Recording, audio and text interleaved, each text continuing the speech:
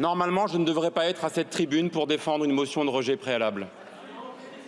Normalement, je devrais constater qu'après l'adoption à l'unanimité du texte à l'Assemblée nationale en novembre dernier, après le travail fin que mènent le Sénat et la commission mixte paritaire, nous sommes arrivés à un compromis qui respecte l'accord politique qui a été passé dans cet hémicycle en novembre 2023.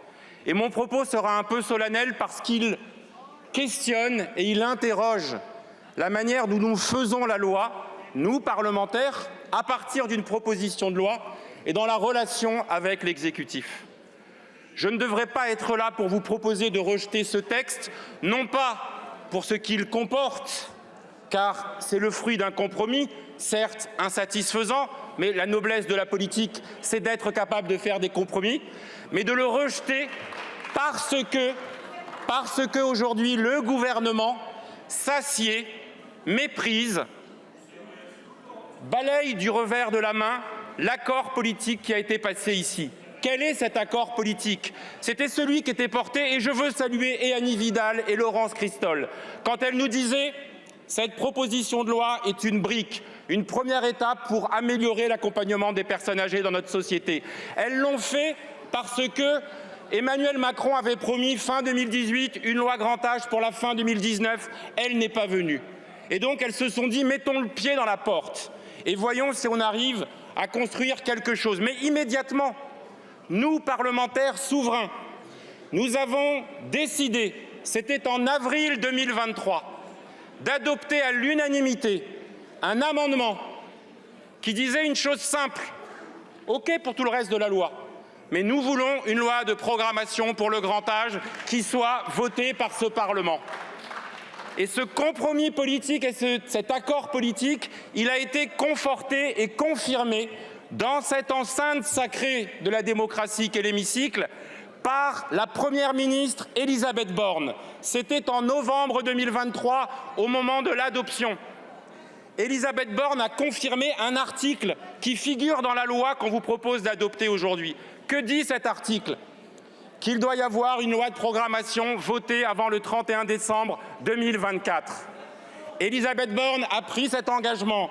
Aurore Bergé, alors ministre chargée des Solidarités, a dit « Il faut que nous dégagions des moyens dès à présent parce que sinon nous allons à la catastrophe ». Le problème, et c'est ça qui justifie ma présence devant vous avec beaucoup d'amertume, je vous le dis, parce que comme vous, je suis confronté à l'ensemble des enjeux relatifs au vieillissement. Le problème, c'est que depuis que nous avons construit ce compromis, et depuis l'arrivée du nouveau gouvernement de Gabriel Attal, il n'y a pas de continuité de la parole de l'État.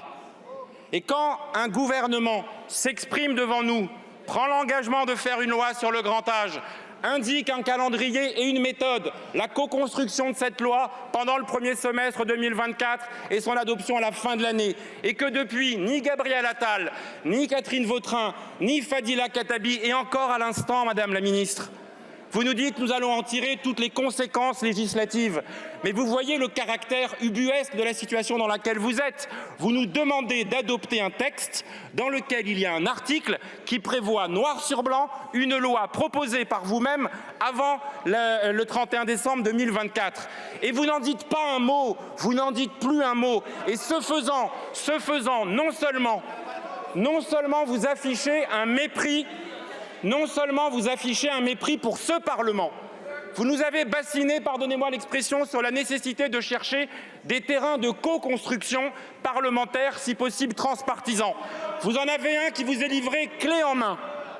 Nous aurons des désaccords sur le contenu de cette loi grand âge, sur les modalités de financement, mais nous sommes les dépositaires non seulement des personnes âgées, de leurs aidants, des familles, mais aussi de tous les professionnels qui nous disent « mais enfin, débattons de cette loi grand âge pour répondre aux enjeux cruciaux qui sont devant nous et qui sont d'ores et déjà présent. La crise dans les EHPAD, les difficultés de recrutement, les difficultés pour accompagner les personnes âgées, les services à domicile avec leurs salariés, essentiellement des femmes, dont le statut et le mode d'organisation, de fonctionnement et de rémunération ne permet pas d'offrir une réponse satisfaisante et de garantir le nécessaire droit à vieillir dans la dignité. Donc oui, c'est ici, vous le sentez, une forme de colère du parlementaire qui a l'impression d'être floué. Vous savez, Madame la Ministre, si tout à l'heure, dans les réponses des questions au gouvernement, ou si vous-même ou le Premier ministre nous avez dit oui, l'engagement pris devant les parlementaires par ma prédécesseure Elisabeth Borne sera respecté.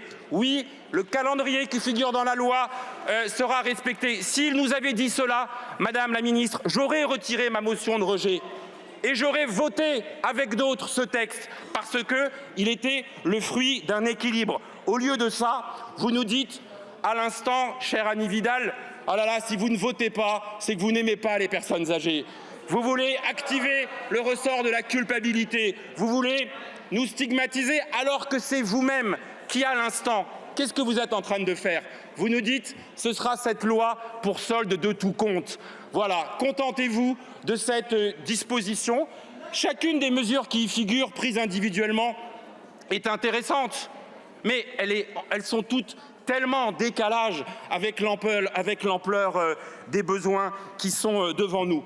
Il y a une demande large des parlementaires. Le Premier ministre, en début d'après-midi, a reçu un courrier signé par, je crois, 9 ou 10 présidents de groupes parlementaires à l'Assemblée nationale et au Sénat, d'Olivier Marleix à Boris Vallaud, de Patrick Kanner à Bruno Retailleau, du président Pancher, des présidents des groupes écologistes, des groupes communistes au Sénat ou insoumis. Vous avez aujourd'hui toute une série d'acteurs qui représentent les diversités du territoire de la nation qui vous disent il faut faire cette loi. Et même ça, eh bien, vous le méprisez, vous l'ignorez et vous n'en tenez pas compte.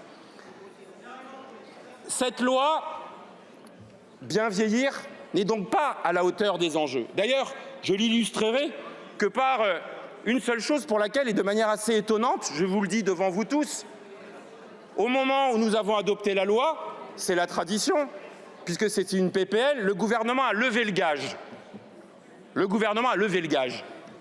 Je mets au défi quiconque de nous dire combien cette proposition de loi, ni la ministre dans son intervention, ni les rapporteurs à l'instant, ne nous ont indiqué quel était l'engagement budgétaire de la nation à travers ces propositions dont on nous dit qu'elles sont absolument indispensables.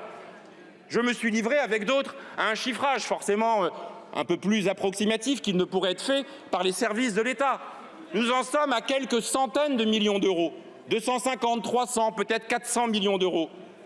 Dominique Libault, tous les professionnels du secteur et vous tous, vous savez, et Emmanuel Macron dans son discours à Montpellier pour annoncer la loi Grand Âge en juin 2018, lui-même avait dit il nous faut aller chercher 9 à 10 milliards à l'horizon 2030. Donc vous voyez bien le décalage qui existe entre le contenu de votre loi et l'ampleur des besoins et ce qui justifie encore plus la nécessité d'avoir cette loi de programmation sur le grand âge. Alors bien sûr, vous allez nous dire chacune des mesures est sympathique. Madame la ministre, à la tribune à l'instant, vous avez passé plus de temps à nous parler de l'amendement relatif au droit de visite, de l'amendement relatif à la présence des animaux domestiques dans les EHPAD.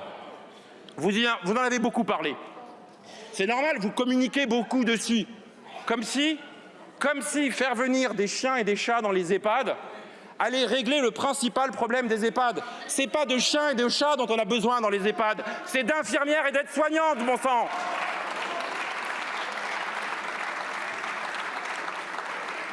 C'est davantage de parler du fameux ratio de personnel sur lesquels les demandes sont portées depuis des mois et des mois. Je pense évidemment à Caroline Fiat ou à Monique Iborra qui, dès 2018, avaient pointé la nécessité d'avoir des ratios opposables de personnel pour qu'on en finisse avec cette aberration qui fait que dans un EHPAD de 80 lits, le soir, à partir de 20 h, il n'y a plus que 2 personnes pour s'occuper des 80 résidents, qui fait que le matin, pour faire la toilette, au lieu de passer 30 ou 45 minutes, comme on l'apprend dans les écoles d'aides-soignantes, eh ben, elles le font en 8, 10, 15 ou 20 minutes, c'est-à-dire qu'elles sont institutionnellement maltraitantes pour l'ensemble des personnes qu'elles accompagnent. Cette loi que nous appelons de nos vœux, dont il aurait été tellement plus simple de nous dire oui, nous allons la faire, eh bien nous vous aurions accompagné après en débattant et en discutant. Vous ne le faites pas aujourd'hui.